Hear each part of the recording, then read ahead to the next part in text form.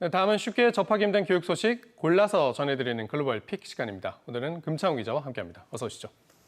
네, 첫 소식부터 보겠습니다. 자, 히든 보이스, 감춰진 목소리라는 뜻인데 이게 어떤 내용입니까? 네, 이 교과서에서 볼 수 없었던 성소수자의 이야기를 미국 뉴욕시 교육당국이 이렇게 표현을 했습니다. 이렇게 이름을 지어줬다는 건 앞으로 가르치겠다.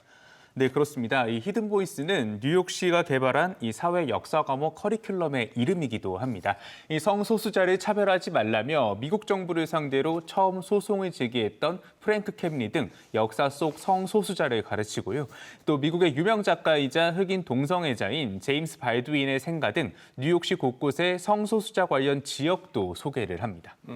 이거 어떻게 학교에서 잘 받아들입니까? 어떻습니까? 네, 아무래도 30년 전에 사실 비슷한 시도가 있었는데 그때는 반발이 심했습니다. 하지만 이 커리큘럼의 개발자들은 현재, 그러니까 지금은 교사들이 이 시리즈를 활용하는 데 열려 있다고 설명합니다.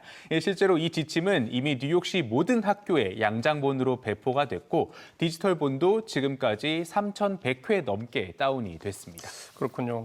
확실히 시대가 좀 바뀌기는 바뀌었다는 생각이 들고요. 이런 교육들이 현장에 좀 많이 받아들여진다면 그래도 성소수자 인권 증진에 도움이 될 것 같습니다. 두 번째 소식 보겠습니다. 조지 플로이드 사건 재연하는 학생들. 이 조지 플로이드 사건 하면 그 최대 흑인 인권 운동인 블랙 라이브스 매터 시위를 촉발시킨 사건인데 이걸 학생들이 재연한다 이러면 좀 문제가 될 것 같은데요? 네, 그렇습니다. 문제가 되고 있는데 이번에 문제가 발생한 학교는 콜로라도주의 미드 고등학교였습니다. 이 학교 학생 3명이 이런 일을 벌이고 SNS에 영상을 공유하기까지 한 겁니다. 이 스냅챗에서 이 영상을 발견한 학생들이 크게 반발을 했고 지금 규탄 시위도 이어지고 있습니다.